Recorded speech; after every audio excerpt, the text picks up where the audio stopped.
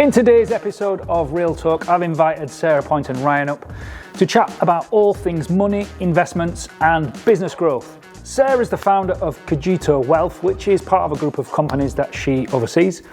And Cogito was founded as Sarah realised most of her time was spent helping and advising people. Cogito educates people how to implement knowledge to grow a property business, and she ensures that people build a business that is going to be sustainable. And Sarah's really passionate about investing money and understanding money management, and that debt's not the norm. She shares this via social media and in her book Money Mechanics, which you'll see in the comments below. We also share our love for collaboration and the importance of working together rather than against one another. It's a great chat and really inspiring.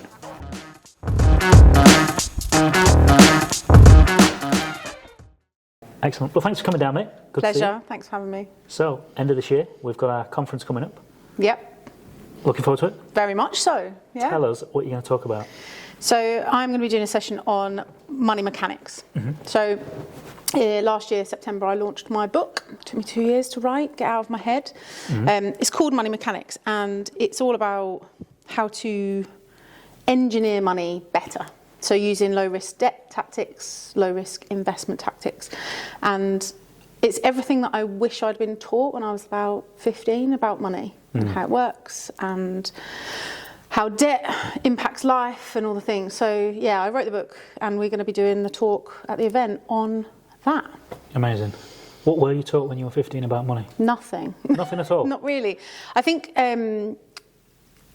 outside of the normal conversations around money that I think a lot of people have, which is money's the root of all evil, money makes you greedy, all of those things. I definitely heard a lot of that when I was a kid. I remember, I don't know how old I was, but I remember seeing like supercars going by and the people around me would say, oh, that guy, what a wanker. Instead of, oh my God, he must have made really good choices with money or he's worked really, really hard. It was always like demonized. And I don't think that was intentional. I think it was just like how people felt about money in the world that I was in. And I grew up just not really understanding it. So I grew up thinking that credit card debt was just like a normal thing. I think like most people do. Yeah. I put a lot of money on credit cards and ended up in loads of trouble with credit cards. So like 2015, I was in like 60 grand of credit card debt mostly. 2015? Yeah. Gosh, 9 years ago. Yeah, it's what triggered my the business that I've got now, really. It's why I got into property, because I just needed to do something different on top of what I was already doing. Because I had to clear it. I just couldn't live my life in debt forever. So I spent a lot of time. It took me 23 months from the day I started my business to clearing the 60 grand. It took me 23 months. And in that 23 months, I learned a lot more about interest rates and the cost of borrowing money and just how actually society is set up to keep us in debt rather than helping us to be abundant. And so, yeah, I wish I had been taught more of that growing up. I wish I'd learned about compound interest when I was very young, but I didn't. But yeah, I think the whole point of the book is to just simplify the complex financial topics that tend to exist and make it more accessible to normal people. I mean, there's so many people listening to this now they'll really resonate with that. I mean, 60 grand of debt. It sounds like a lot sitting right now, but you know, I'd say it goes as far as to say it's quite normal these days. I think, it is quite normal. We are 9 years on. So if someone was 60 grand in debt, what would be the one thing that you would advise that person? No, you're not a financial advisor. I'm not a financial advisor. But you would advise that one person to do first. Yeah. So I think a lot of people think that they should clear their debt first. Yeah. And pay off your mortgage. But even just clear your credit card, clear your overdraft, those sorts of things. And I think that's a mistake. I actually think the first thing you should do is create your emergency pot. Because if you've got no emergency pot, no backup plan, every time an emergency happens, you just put it straight back onto debt. So you can clear, let's say it's like a 3 grand credit card, you clear that, but then you crash your car or your boiler goes or, those things that happen in life. Well, where's the money? It's on your credit card. So instantly you're back into debt. Whereas if you address having an emergency pot first and build up, even if it's a little pot of money, and then start paying down your debt, when those emergencies inevitably happen, because they do, because that's life, well, your emergency pot's there for that reason, which means your debt's still maintained, like your reduction of your debt's still maintained. And I think if we can switch that to everybody having an emergency pot that they can use, we would naturally reduce debt as en masse. And I think that's the thing that people get wrong. So that's not advice, but that's my opinion is, if we work to have an emergency fund first, then clear debt, and then the way that you clear debt, should you invest or clear debt first, depends on what it's costing you, and there's pretty simple formulas to figure that out. But the first step is to make sure you've got a pot of money for when shit hits the fan. Yeah. What was your first investment? Houses. Houses? Yeah. So you used property to clear the debt? Yeah, so I started with rent to rent in property and deal packaging. So it served its purpose for me, but I actually don't love it as a strategy now, if that makes sense. Yeah. It was good cash flow for me, and I was quite good at it. But I built a business that didn't have systems and processes and all of that. I was like, it was all in my head. So I got to a point where I was quite successful, and I was like, I just don't like it. I'm not enjoying it. It was super stressful. I didn't enjoy it at all. Used the cash flow of that to clear my debt, and then when I got back to zero, I was like, okay, what am I actually going to do with my life, my money, all the things? And buying buy-to-lets was how I moved forwards. And I didn't actually start investing in things like stocks and shares and crypto and the other things that I invest in until quite a bit later. So yeah, property is the first investment that I went into. But I think for a lot of people, I thought you had to be rich to start investing. Actually, investing is what will make you rich. Yeah, 100%. Yeah. And again, it's just not something that I was aware of when I was growing up. And you can start investing with 10 quid. Yeah, you don't need to have like tens and hundreds of thousands of pounds. And again, I wish someone had told me that when I was 18. Yeah. Buy dividend stocks, buy, into the S&P 500 or the FTSE 100, those sorts of things. I wish someone had told me that when I had a spare tenner. Yeah. And But so what does your business look like now? I mean, I know you've got, I don't even know how to pronounce it. Is it Cogito? Cogito, yeah. What does it do? So Cogito Wealth's the training and education part of my group of companies. Yeah. Cogito is the resource that I wish I'd had when I was learning how to build my property business. Yeah. I think for me, I got a lot of theory, but I never was taught business. Implementation, sales funnels, marketing, HR, recruitment, all the stuff that you actually need to be able to run a successful business, the whole thing. And that's what Cogito does, all that, right? Yeah. Cool. Yeah, that's what we aim to do, is to take a lot of, people have a lot of theory. Yeah. Is say, right, take that theory, you understand what rent to rent is, you understand what a flip is, you understand what development is, but how do you build a business that will maintain sustainable profitability and long-term lifestyle for you? And that's what we fit into the theory. Nice. So where does all the other things that you do? I mean, I know them because we spoke off camera. Yeah. But you run retreats, you run events. Yeah. So how does that fit into your educational model or development model? So as in terms of my whole group, everything's investment based.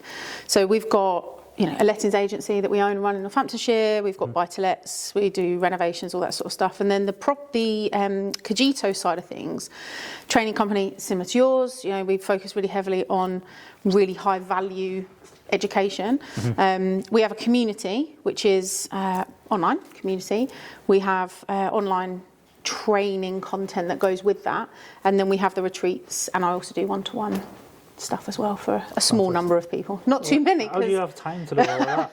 I have an incredible team that amazing. Hold it all together. Yeah. I'm the voice and the face, but actually they're the glue that hold everything together, and they're amazing. It's like you're talking about me then. How am I talking about you? But yeah, I'm busy, and I've chosen that life, and I won't be busy forever. But yeah, for now it's all right. Yeah. And what do you think I see lots and lots and lots of training companies, startups, and they start with just been speaking in the car. They start, and then 8 weeks later they disappear, or 6 months later they realise how hard it actually is to deliver a sustainable training programme to people. I mean, I've been going 5 years now, and you've been about the same. 6 years. Yeah. 6 years. What is it that separates you and I that have been going 5 and 6 years from them that do it for 6 weeks and decide, fuck this is hard work? I think I never expected it to be easy. Okay. And I was happy to build a business and That's put the time and the effort and the energy to building our business. See, I think when I started, because I don't know if this was the same for you, when I started training, I very much did it, yes, to help people, but I did it because I saw other training companies doing it, how much money they were able to charge, and they were exchanging their knowledge for high ticket numbers. And I thought, I'm having some of that. And I started from my son's bedroom, no team, did everything myself. And I realised immediately, this is going to be hard work. Like, you know, people are paying thousands of pounds for this education, but it's not what I thought it was. Like someone doing a Facebook ad and getting 100 grand. It's not quite like that at all. Like when I first started, the training company actually was born out of a conscious choice, not really about the creation of money, but the protection of my time. So before that, I had a really good business, and I documented like every day of my life from 2015 all the way through to like, well, pretty much now, like it's all over the internet. And I got approached in the early days loads by people saying, I can see what you're doing, I can see you're doing well, do you mind if I take you for a coffee? Can I take you for lunch? Can I meet you? Can I just pick your brains? That whole, can I pick your brains statement. And I always said yes, because I was like, totally, this is amazing. My ego was really happy about, like, these people want me to just help them and help them understand what to do. And what I'm doing is having an impact, a positive impact, which was amazing. And it got to a point where I was doing more of that than I was in my own company. And I was seeing in this, so I like track all my KPIs and I track all my data in the business and the performance and everything. And I could see that over here, I was spending loads of time helping people, but my revenues and my margins were coming down over here. And I was like, this doesn't make sense. And I remember sitting with someone at the time and saying, well, this is what's happening. And they said, well, you need to make a choice. Either you need to pull yourself back into your business and then your figures will go back up, or you need to start charging for your time for helping people. You can't do both. And I was like, oh, okay, but I don't want to be a trainer. I don't want to be one of those people. And I remember like my first like training I ever did, someone came to my office like on a one-to-one day, and I charged them 50 quid. They used my office and I bought lunch and I spent the whole day with them. And I was like, okay, maybe this is not the money that is quite cracked up to be. But I didn't really want to be a trainer. I didn't actually go out with the design of creating a training company. It just happened. And I think what we taught was different because, you know, before COVID, it was very much events based, and we would do like live calls in the room. You could give me a lead and I would call them and I would have that conversation with an agent and win your business. And we used to do that really quite heavily. And because of that, it just evolved and evolved. And then I ended up with a big training company in no time. I mean, now, I love the training now. And I won't say it hasn't changed my personality type. You know, I guess it has. Until I got into training, I was quite introverted. And I am quite shy. Funnily enough, I'm actually quite introverted. People think I'm super extroverted because I'm happy on a stage. But it's weird that, I take my energy from peace. Like, I like my own company. I'm super unsociable. Like, I'm the same. But put me on a stage, I absolutely come to life. But at the end, I'm done. I'm tired. And I need to go off grid for a minute. I'm exactly the same. So, get on stage. Ego gets a nice rub. Centre of attention for a little bit. Little minute, but not too long. A nice 20-minute slot and then done. But it's exhausting. My legs ache when I come off stage. Don't know why. And I could be sat down as well. No, I won't try it in heels. I don't do a lot in heels, in fairness. I'm a trainer's girl, but I've definitely done some hour-long sessions. I did a 3-day boot camp back in like 2017, I think, with a chest infection and heels, and I was like, this is not fun. Tell us about the retreat then, next up. So how's that look? Where is it? Ibiza, because it's my favourite island in the whole world. Is it Ibiza or is it Ibiza? I don't know. Ibiza. Actually, if you're Ibichenko, then it would be completely pronounced differently. Ibiza.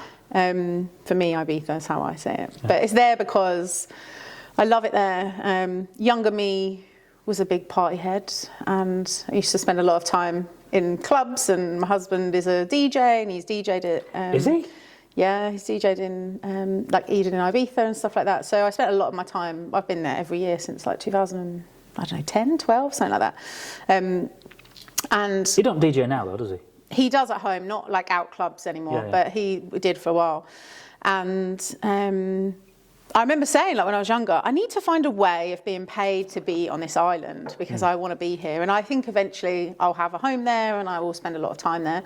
I just love it. I walk off the plane and I feel instantly different. There's something about that island. I don't know what it is, but I love it. So the retreat, the opportunity came up to run. Like the idea kind of came, I was seeing other people doing it. I was like, we could probably do something fun like this. Why don't we just book it and see what happens? I think it was 18 or 19 we did I can't remember I think it was 18 that we did our first one. And we just took 12 clients away and talked about business. We don't really talk about property, funnily enough. Because we're so implementation heavy and business focused, we do business plan and business strategy for a week. There's a lot of mindset stuff in there. There's a lot of money in there. And our whole week, we spend a week working on them building their strategy for the following year, and they present it back to us at the end of the week. So there's something tangible that they leave with. And I love it. Retreats are really a special thing. I don't know about you, whether you have the same thing, but I find it really hard to quantify what someone will get out of a retreat if they've never been on one. Like, genuinely really transformative, but how and why it's really different for everyone. How do you articulate? Because it's different for everybody. And when you speak to one person that's been on it, they'll say, well, I feel like I can network better now. Someone else, like, I just understand this better. And for someone else, it'd be, well, my confidence has changed, or I've decided what I want to do. And you're like, oh, well, how do you quantify all of that? But retreats are amazing. Do you ever get the question, because it's come up a lot for me, why are you running it abroad? I do get asked it. You do get asked it? Yeah. How do you answer that? How do you handle that? Because the whole point of a retreat is to retreat away from the norm. And you're based here, and I mean, I'm looking out the window now, and it's raining, and it's grey, and it's horrible. No one feels inspired to do something that's outside of the norm. I think being in a retreat, being in Ibiza, it's an inspiring environment. Being in a luxury villa where you wouldn't have normally put yourself it gives your brain the ability to think in a different way. And even me, when I'm on my own retreats, when we have our breaks, I sit down and I look at the sunrise or the sunset, and I'm like, oh, there's an idea that's just gone. You're like, that wouldn't come if I was sat in Northampton staring at the rain. It just wouldn't. So we do it abroad because it's to get you out of the norm and to put you in an environment that you wouldn't normally put yourself in, to think business. And do you attend other people's? I haven't been on anyone else's retreats. No, that's not true, actually. I've been to one in LA. That's a lie. I have been on one in LA. You could come on mine, but you've put yours on at the same time. I know, they're the same week, right? We're going to have to do a little more communication next time, Paul. I've been on one in LA, and that was really interesting. Really different format to what we do. It was like round table, and it was they had like a series of speakers presenting to the room. So it was like being on a conference, but in LA. For us, our retreat is it's really personal contact with us as the mentors on it. But I haven't been on any others. No. You've been on quite a lot, haven't you? Yeah, so I've been Ibiza, Cyprus, I've been a couple in the UK. And for me, it was largely market research. And you've actually just gave me a little nugget there for my own, which I'd not thought of. I love the idea that at the end of the week, they get to present back to you their plan. There's got to be some level of accountability in that when they do that. That's it. And I think as well, when you know, it is in Ibiza, and how do you justify to your business and your, kids and husbands, wives, all the things that actually it's not just a jolly, will come back with something that's real. And I think one of the things we realised after we'd done a few of them is that on the feedback, we have like a 6-month check-in call afterwards to say, right, where are you up to? And on that conversation, people were saying, well, life just got back in the way and we haven't really done anything. You're like, well, hold on. You said you had a plan, but we never asked them specifically what that plan was. So on the last day, everyone presents back to us their business plan or their business strategy, and then we don't critique it. We just say, have you thought about this? Have you thought about that? What if this happens? How will that impact it? Just then they can go away and kind of fine tune it. But it means that they can't all just sit and have a jolly for a week. They actually are working on creating something tangible that will improve moving forwards their I love it. Success. Yeah, so what we'd planned to do was to get back at the end of the week, and then we've got 2 check-ins in the year, one on month 4 and one at month 8. And then the plan is to repeat the retreat each year, and hopefully people see that much value in that period that they come again the following year. Yeah. But I like the fact that at the end of the week, they're going to say, yeah, this is our plan. This is what you can hold me accountable to. Because my initial plan was deliver the training, deliver the content, have the sessions, and then kind of leave them to it to go then develop the plan. But like you say, people will go away. Life got in the way, and now I'm too busy, all that shit. Yeah, that's interesting. I think everything we do at Cogito is about actual tangible impacts and like implementation once you've understood something new. I think, you know, if you learn something, read something, go on a course, whatever, if you don't do anything, nothing changes, right? Yeah, you have to do something different. Yeah. And the thing about being in that environment, and you get those ideas, and, you know, we ask them to journal all through the week, and, you know, even just the craziest ideas that they think of, we ask them to just write everything down. Yeah. And we have, like, the way that it's structured, we have a one-to-one session with each client. And we have like the business plan presentations at the end of the week. So all through the week, we can help them to kind of be defining what that looks like. But they have to actually make some decisions that week of what they're going to do. Once you've made a decision, then obviously we can't make them do it. People have got to go home and actually do the work. But at least we can help them to reach a decision. Because if there's no decision, they definitely won't do anything about it. Yeah, and that works. Not always, but most of the time. That's nice. That's nice. So your retreats you've been running for 6 years, did you say? Yeah. And we missed a year in... Are they repeat clients, or are they new each time, or...? A mixture. So some clients have been back a few times, and some clients are brand new. We mix them up. This year we're doing... it's the first time this year that we're doing 2 weeks. So our first week is more of a...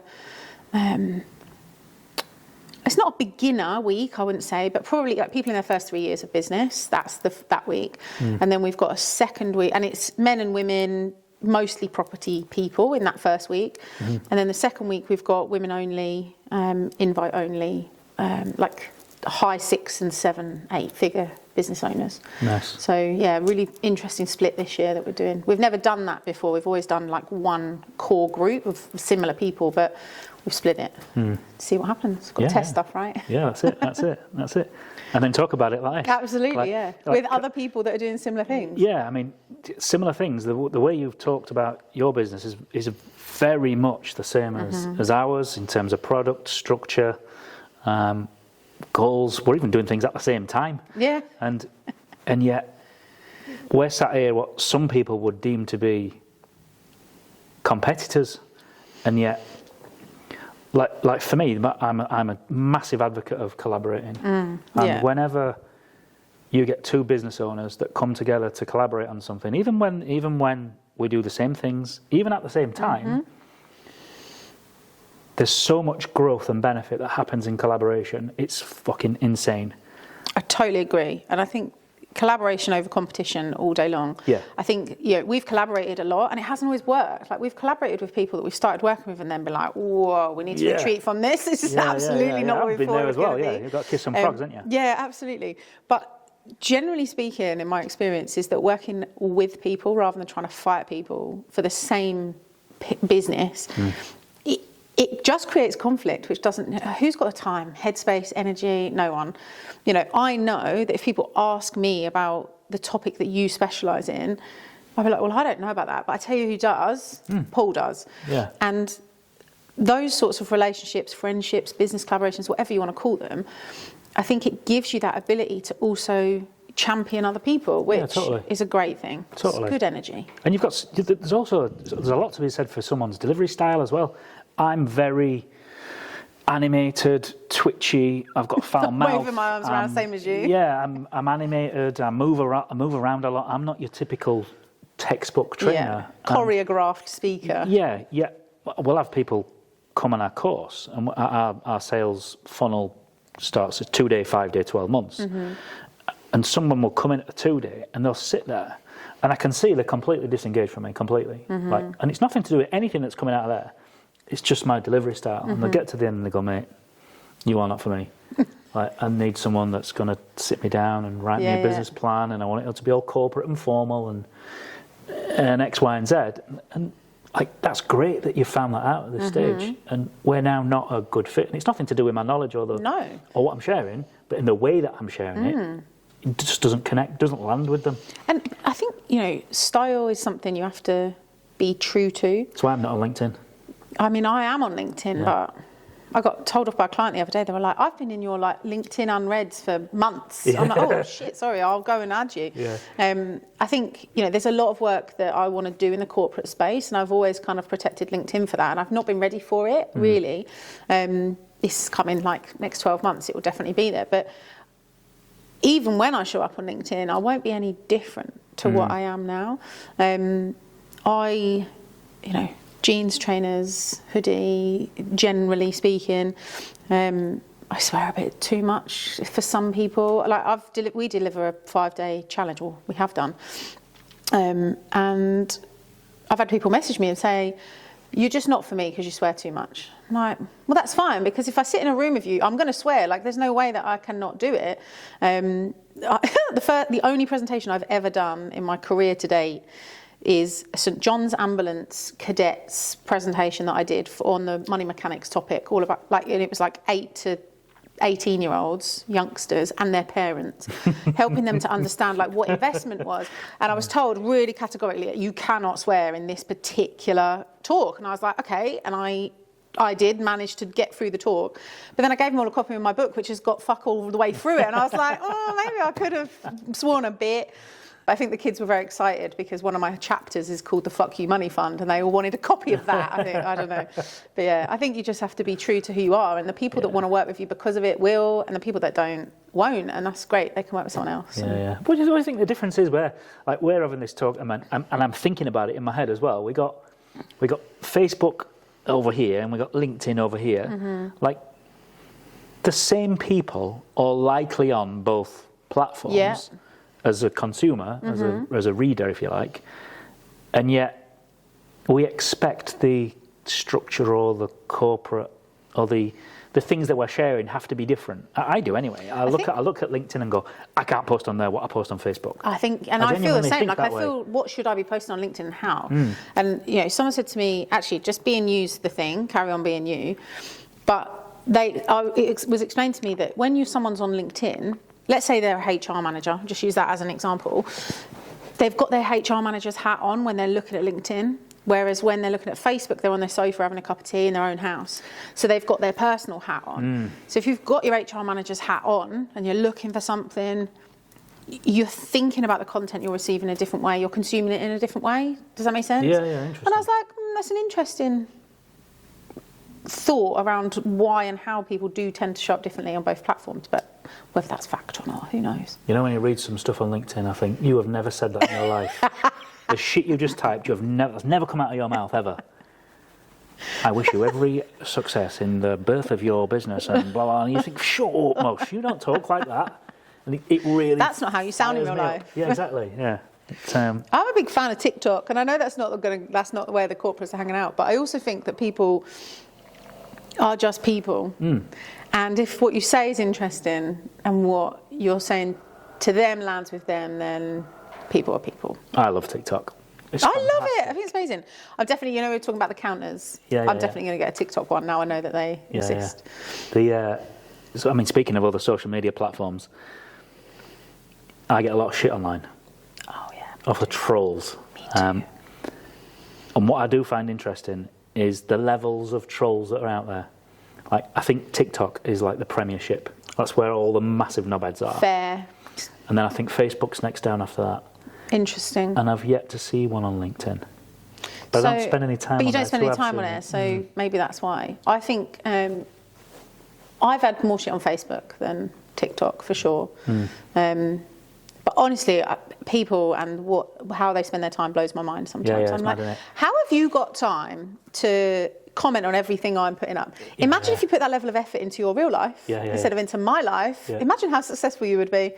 But I've had all the things, super personal attacks and DMs to friends of mine and just horrible shit online. It's been there's some dark stuff to having a very public profile. I think people think it's super easy to, because we learn, like we were talking about in the car, we earn loads of money, it's really easy money, there's all these, actually it's not, and there is a very